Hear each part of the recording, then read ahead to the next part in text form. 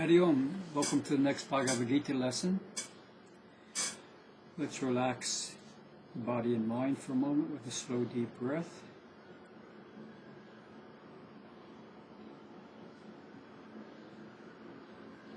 Hari Om Tat Sat. Om Shanti. This is episode number 136, called Unveiling the Secret of Yoga. And we're now on the 7th verse of the third chapter. I'll read it to you. The one who, while controlling the senses with the mind, engages the body in karma yoga with no attachment to the results, has unveiled the secret of yoga.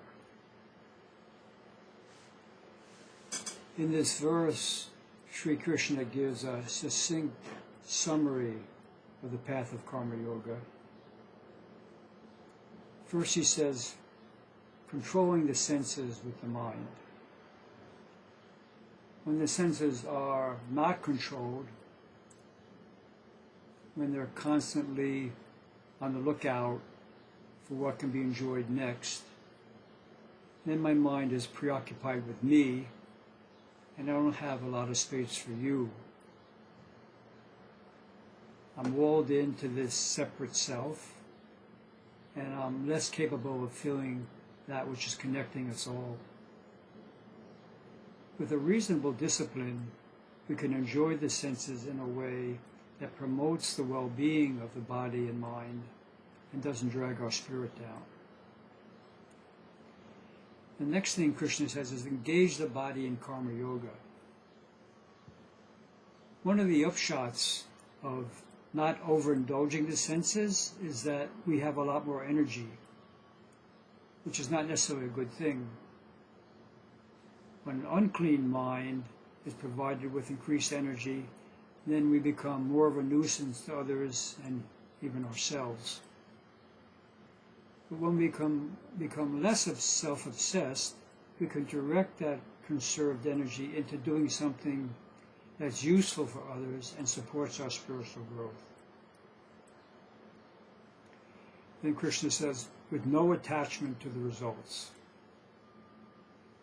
Karma yoga is about ego transcendence, not about making things happen the way we want. It's reasonable to hope for a certain outcome, but it's also reasonable to recognize there are many variables that are beyond our control. And then finally, Krishna says, the secret of yoga will be unveiled. Yoga is only a secret because there's a veil over our eyes. It's not that yoga is veiled, the veil is over our eyes. That veil is our identification with the conditioned mind. The eye and the mind get stuck together, when in truth they're actually separate. Karma yoga is one of the best solvents for removing the stickiness. When we can move from it's all about me to how does the whole want to work through me to make someone else's life a little bit better. And that's the unveiling process. We thin out the samskaras that are filtering our experience, and we start seeing things as they are. For the homework assignment, let's put a little attention into practicing the three things that Krishna mentions here: controlling the senses, karma yoga, and being non-attached to the results. And then see, do I feel that they're helping me to unveil the secret of yoga? Thanks for joining. See you next week. Om Shanti, Shanti, Shanti.